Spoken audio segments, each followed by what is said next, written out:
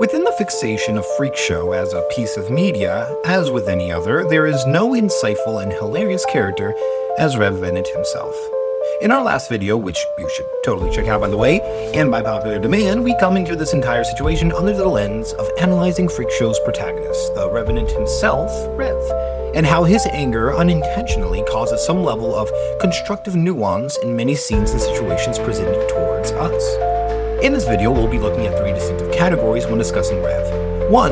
To contextualize moments of anger. 2. Solidarity and companionship. And 3. Self-identification. So let's get into it. Rev. Now, what is there to say about Rev? Well, he is consistently under an impressionable anger and irritation towards the entirety of the world around him. And while we don't get too much of his backstory in the pilot episode, he is, from the get-go, and from what is told to Belladonna towards the finality of the initial episode itself, someone who doesn't get out much. And he never really bothered to pay any mind to his body, that he was in a sheltered, reserved, and contained life of his own. This, as most of you know, led towards the surprising revelation of his own monstrous identity towards his, procedurally claimed notion of being human towards everyone around him. From this first moment, we can gain an immediate insight into his anger, a distillation from not only everything that he's known about his own life, but in addition to that, his first rebound of certainty and dignity towards everything that he's known. Because, as we see in multiple instances in the episode, Rev holds a high amount of pride and credibility towards being a necromancer and someone in control of his own situation and expectations. In a 2009 research article, Dr. White, in a research paper titled The Examination of Previously Homeschooled College Students with the Big Five Model Personality, he uses the Big Five personality taxonomy, which includes openness to experience, consciousness, extroversion, agreeableness, and neuroticism.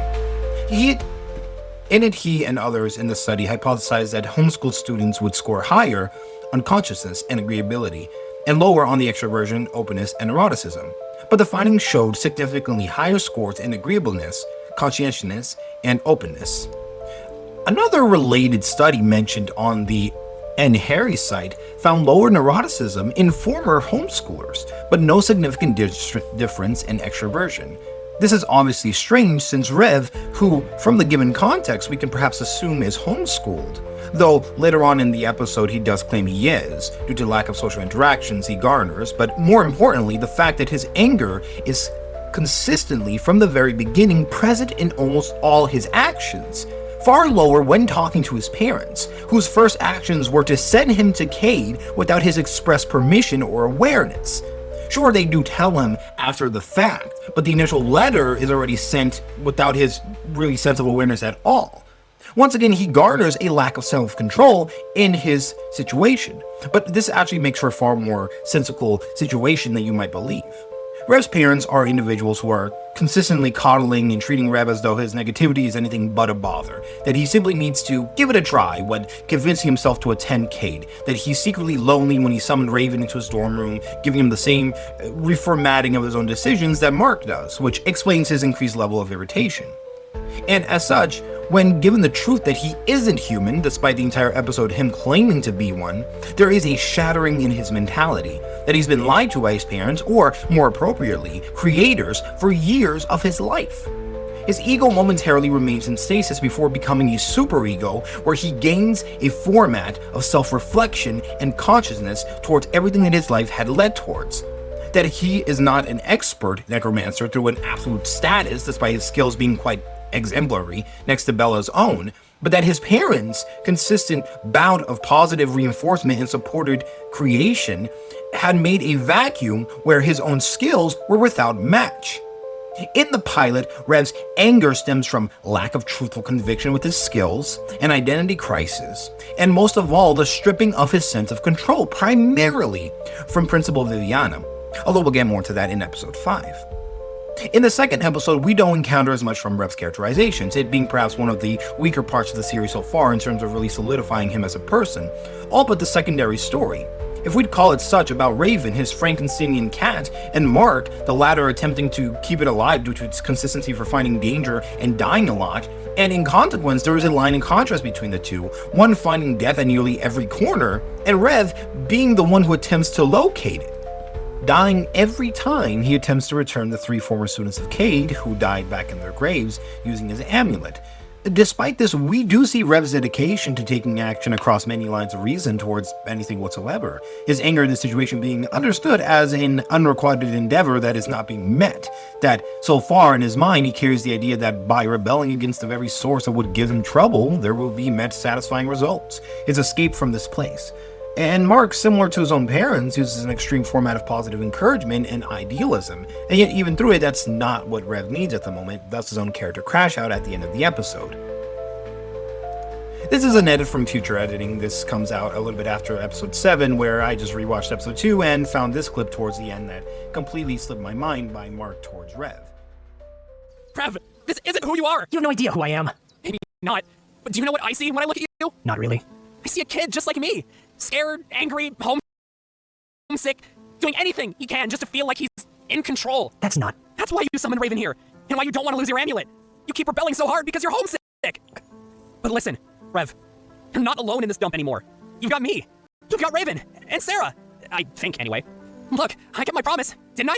Raven made it through the day without dying, so you don't need to risk everything over that amulet anymore. Let's just go to Lovecraft, and let him fix this before it gets worse. How does that sound, buddy? stupid and completely inaccurate. But I guess it's easier than the alternative. Mark's speech is a classic example of using social connection to interrupt a high-risk behavior. Emotional appeal, focusing on connection, is where Mark tries to shift Rev's perspective from anger and fear, represented by his murder and escape plan, to belonging and security. He directly addresses Rev's likely underlying state, saying that he emphasizes the social support network that is available. He reinforces trust by pointing out that he fulfilled his promise regarding Raven, creating a sense of safety and obligation in some way, shape, or form, the way that Mark himself would only be able to do. And Rev's reply shows that Mark's appeal did not successfully change his fundamental negative perception of the situation, but it did change his immediate behavior. Rev dismisses Mark's entire emotional and logical argument as stupid and completely inaccurate. He devalues Mark's effort and suggests a more social connection. This aligns with his general egocentrism, as discussed previously and as we will cover in a bit as well, and refusal to admit that he needs help. But despite the trivialization of Mark's entire statements, Rev still uses pragmatic compliance by rejecting the emotional and rational issues, but agrees with the actions suggested because it is the path of least resistance. This is a format of pragmatic compliance where the individual follows a suggestion based purely on the cost-benefit analysis, where the path is easier to follow rather than a genuine agreement, moral conviction, or even an emotional connection. He is prioritizing his own convenience and continuing to fight high-stakes battles, essentially. Mark has always been a simplistic character, written to be more of an opposing force to Rev's more angry and linear perspective more than anything else. But it isn't without his own wanted format of ideals, positivity. And while it is expected that he'd react that way, I mean, he's almost never without some idealistic spin to any situation, I do like how he uses comparative analysis on his own person and sense of self that we've pretty much never seen in the series proper, but to better understand Rev. In episode 3, which is the one we covered before with Seraphim, although just like last time, many of his endeavors in this episode being trapped in a reflection version of the school, and as such, we still develop some level of understanding of Sarah's own admiration towards Rev's behavior stemmed from the fact that any produced results dictated from his capacity to become, as she puts it, angry at everything, which creates a situation wherein she wants to adapt his active coping strategy to combat her own passive coping strategy with some format of detachment. So let's get talking about active coping strategies. In the Encyclopedia of Personality and Individual Differences, Patrick Gaudreau defines this as coping strategies that are proactively addressing a stressful situation and its emotional impact by taking direct action, such as problem solving, seeking information, or finding solutions. It is the opposite of avoidant coping, which involves ignoring or disengaging from the problem at hand. Active coping can manage demands, regulate emotions, and build resilience in the face of adversity, like, obviously, being forced to stay at a school environment for the foreseeable future. And that's a stance that Rev often takes with the series, choosing to fight back, choosing to ignore any criticism or more passive approach, snapping back at Sarah, whose own passive coping strategy is done in a way that isn't compatible with his understanding. In fact, even less so considering her ability to neutralize most of Kate's attempts to contain her and her long-lived experience with the world. Rev, as a person of action, a person who is so fundamentally and functionally stubborn that it does not matter what obstacles show up in his way because he is determined to to remain in control of any given situation, lays down his independence as a priority in any given situation. As such, in comes episode 4, another one that seems a bit more detached from any given contempts. Though Rev immediately going to drink Belladonna's poison is pretty freaking hilarious because it showcases his lack of self-preservation, let's say, though it just confirms his approach to the situation. In any case, this episode focuses on Rev's morality, or lack thereof, because given everything else that we know about him, his more sheltered life, everything in between, his homeschooling, his lack of moral compass towards others that aren't his family, close relatives, a lot of his actions become a bit more understandable. In this episode, Rev is under an irritated and impressionable mood, as always, but this time it isn't aimed at his own credibility, no. This one is towards his mortality. He claims to have it. Despite Sarah and Mark's statements of his two states of behavior and emotional intelligence being negative, he takes a more direct approach by using various emotion potions given to him by Belladonna. This too makes sense considering Rev's approach to pretty much solving any action through direct means, no matter what occurs in terms of the consequences or any emotional backlash from any other individuals, and as such he holds such assuredness in one of his claims. Whether he has morality, or that he has credibility, that he is willing to go through with the entire spectrum of emotional potions that Bella provides for him, because he is unwilling to admit that he could be taught by others that are not himself, or even that he is missing vital qualities of any good or tolerable person, as he describes Sarah and Mark in that same episode.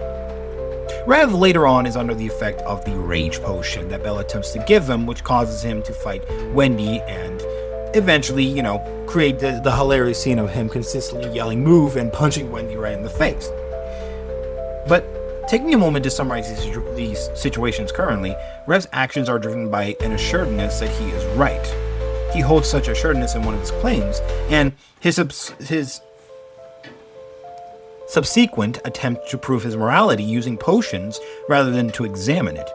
He is unwilling to admit that he could be taught or is missing vital qualities. This is a form of cognitive closure where the individual resists their current beliefs and revises them, actively seeking out ways to confirm their pre-existing stance using the potions, instead of being open to contradictory evidence, such as Sarah's assessment. Rev's sentimentality, or rather the mirrored version of it, leads into him even ignoring Belladonna's clear interest in him, processing to this. You don't think you've gotten more prepared? At all? No! And it's all your fault! You were supposed to help me today, but all you did was waste my time! What do you have to say for yourself?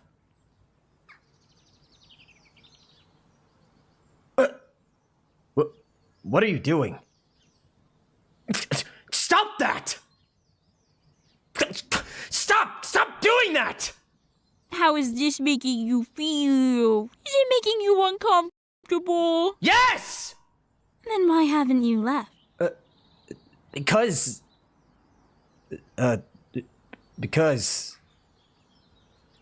Aha! See? This proves these potions did do something! You're tolerating my presence! I... am. Huh. Stop looking at... Bella holds a clear regard towards Rev's own morality, citing the truth of the situation that his disdain of a person's own distress, including his own, does not, in fact, exceed his own sense of empathy, however minuscule it may be, towards a person's experiencing negative emotions.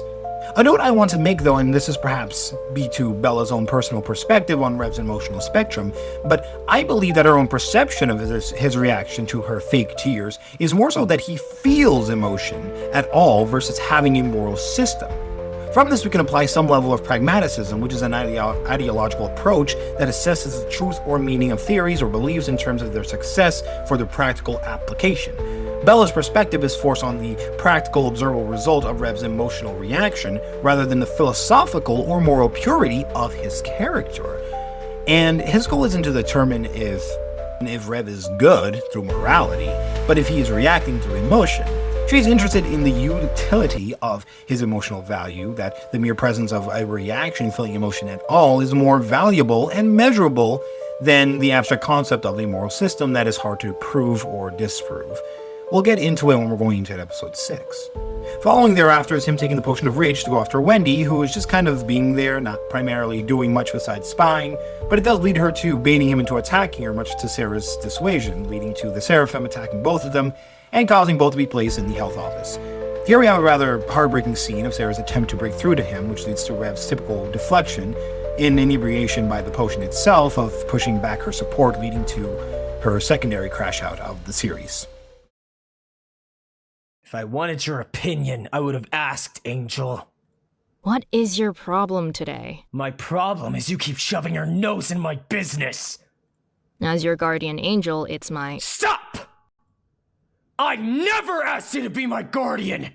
And I never asked you to follow me around like a lost puppy either! Then as your student— I'm not your teacher! God, just beat it already! I don't want to leave. Ah! You know, I liked you a lot more when you didn't try telling me what to do. So if that's changing, then I don't want you here! Fine! Screw me for bothering to care. I'll never make that mistake again.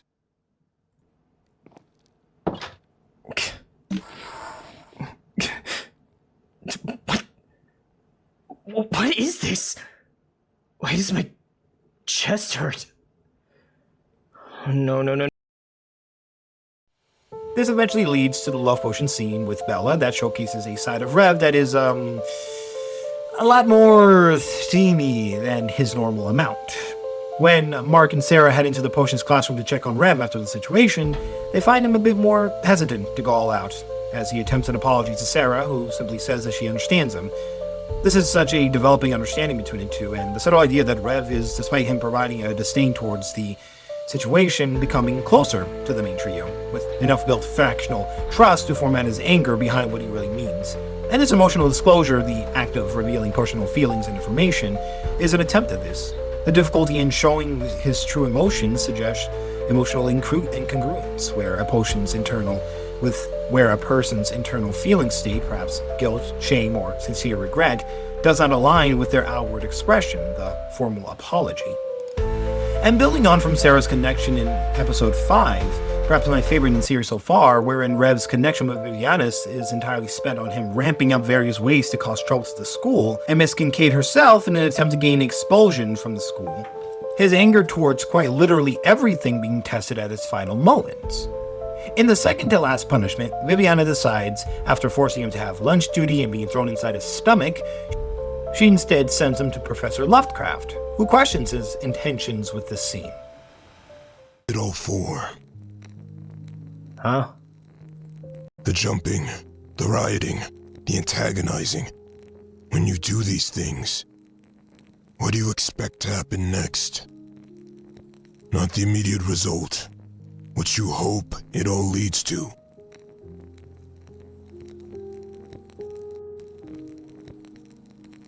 Quiet. Quiet? As in peace or nothingness? Doesn't matter. Mr. Vennett, perhaps you were right all along. This school may just be a prison. What? Do you know how Cade came to be? Humankind dominates this planet, and we cannot share it with them as ourselves. It's an unfortunate situation to be forced to conform. And if you choose to see it as just that, then yes, the school is a prison. But I choose to see the value in humanity, in empathy, of society, and companionship, and trust, and love. Us monsters could serve to learn these things from the humans. Don't you agree? I don't need them. Mr. Vennett, that may very well be true. On the path you are walking, the one leading straight to destruction, those things are unnecessary. But have you stopped to consider that maybe, just maybe, I also want to make an analysis in Lovecraft's own manner of teaching later on. Comment if you'd like to see that, but his observation of Rev's goals is a questioning or consequence of result to where his own actions may lead, if they are truly just anger incarnate and aimless. Rev's own interaction with him, which is primarily just irritation at the entire lecturing, just provides the answer of stillness and quiet, to which Lovecraft attempts to, of course, formulate some more from him before adding to the attention of idea of a restorative mindset.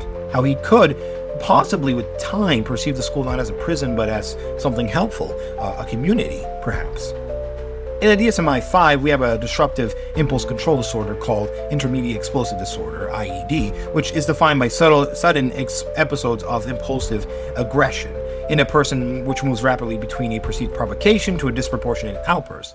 The therapy focuses on interpreting this automatic chain reaction by teaching the individual to create a deliberate pause or delay during moments of high arousal so that they could choose healthier responses instead of escalating.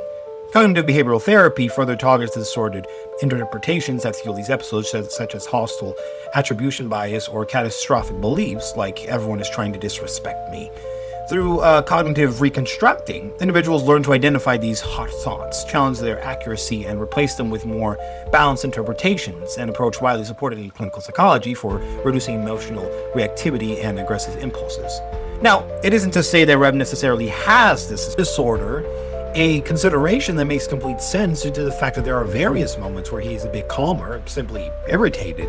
Not to mention, as we've seen and talked about thus far, many of his crash-out moments occur where his external factors, such as not being believed to be human, being reduced, the coddling by his parents and Mark, the implication of forced minimization of his actions, and even, as in this episode, the lack of true freedom of choice, are all factors in his anger.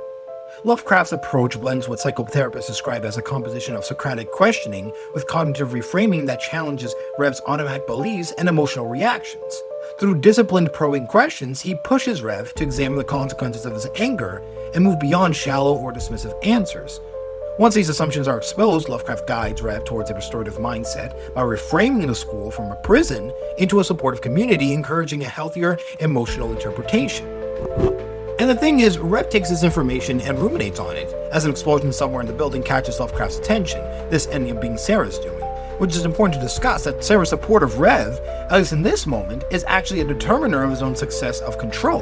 Her understanding his actions and behavior, wanting to, of course, minimize his self-destruction as his own self-appointed guardian angel, but his anger still resurfaces just like that, as Lovecraft's own presence was nothing more than a lecture.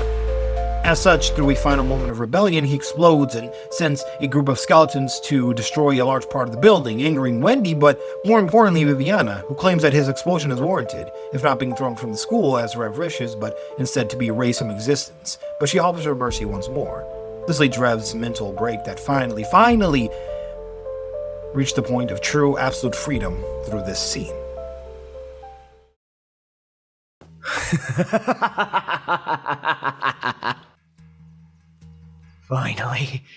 Finally! I have her right where I want her! I'm right there. I just need to do a little more. Alright, Angel. This one's for all the marbles. I say we start in the dorm hall and— Rev, stop. You heard her. Expulsion isn't freedom, It's better! That's the whole point, Sarah! No more cages, no more lectures, and no more games. I'll be done. For good. I don't want this. Fine, I get it. If you don't want to get erased too, I'll just deal with it myself. Good luck figuring the rest out. You misunderstand. I don't want you doing this. What the hell do you think you're doing? My job, as your guardian angel. Get out of my way! No. It's really heartbreaking, but for all of Rev's anger, it would seem that his own action had oriented approach at coping in his full swing here, even if it results in him having no existence to return to, and Sarah's intervention of him is primarily sound in the limitation of support that we've seen throughout this episode. so long as he doesn't hurt himself too much. Luckily, a small beatdown between a necromancer, Rev Vennett, and a seraphim angel is just what is needed for him to come to his senses. That this is all just what Viviana wants, and that he isn't going to go through with his actions just because of that, but that he is still going to try to break free, in his own terms. Once again, he plays into his active coping role and mechanism of pure action-oriented approaches that has initially caused Sarah to support him once more. Which leads us into, finally, episode 6, the most recent one as of recording this video. I understand episode 6 is an assessment of how Rev's morality and anger has influenced those and situations around him. Not necessarily in a personal sense, as we've seen, but in the lives and situations of others. It is a comparative analysis between his own actions and behavior, and applying that to the far more logical, careful, and moral Belladonna, to whom he follows on a school trip back into the human world inside a seemingly abandoned school. Much of the episode is his irritation at Bella for not disclosing to him the reason as to why the spirits of the school are upset at her, hunting both of them down, until her revelation that she was once in the school, being looked at as strange and as an outsider to the social area of the school due to her interest in the occult, until an unfortunate series of events led to her indirectly killing the students in the school. I won't go into it here. If you want to know the details, definitely check out the episode. It's a very, very interesting one in terms of discussing Bella's own characterization, which I would also like to make an episode on as well. At the end of her episode, Bella gives in to the ghosts, having come here to exorcise them due to her own overwhelming guilt of her actions. That is, until Rev steps in and is against her actions, instead telling her that it isn't her fault, that they had behaved so unjust and cruel to her for years of her life, and to simply want something in return shouldn't be that transactional. You shouldn't need to be ashamed of who you are, and if the spirits didn't see that, then they didn't deserve her for assisting them. Here we argue under the fundamental formation of moral relativism, situational ethics, wherein Rev argues that Spear's unjust and cruel behavior for years of her life mitigates Bella's responsibility. He suggests that morality is not absolute, and her response, even if indirect, must be weighed against their continuous provocation. His anger within the given context is showcasing his action-driven conceptual mindset towards moral superiority and functionality within one's own life. Once again, we see his constructive anger formulating into a manner that solidifies one's own position against the world. In a 2018 article titled Pro-Social Consequences of Third-Party Anger by Van Dorn, described how a series of students revealed that experiences of third-party anger experience when observing that harm is done to someone, can also lead to pro-social behavior. That behavior stemmed from anger, whether antagonistic or pro-social, are reactions to inequity, albeit determined by the constraints of the situation, similar to those experienced by Rev himself. In the entirety of this series, a lot of Rev's actions stemmed from the capacity to prove a sense of control within his own life. His dynamics with Mark had showcased a want of freedom and to be trusted for being who he firmly believed he is. A primary source of labeling, if you will. His dynamic with Sarah is trust and appreciation. That to rebel against the status quo means to know when to be truly self-respected and to wait. His dynamic with Viviana has to do with the want for self-control and the freedom of choice, not playing along with some game, but being aware of what control we have in our lives. And his dynamic with Bella showcases a sense of responsibility and an additional level of self-respect. Rage, as we define it, is destructive. It is given to those who are cruel and chaotic and lack any conviction behind hurting others.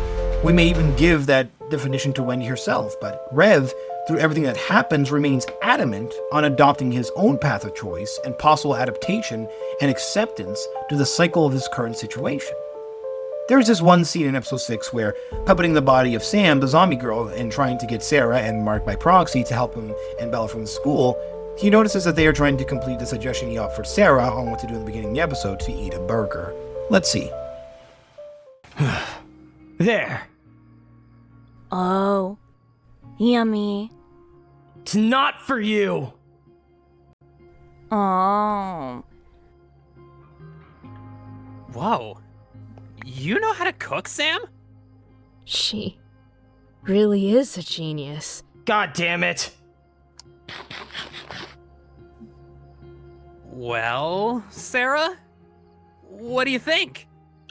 It's good. Really good.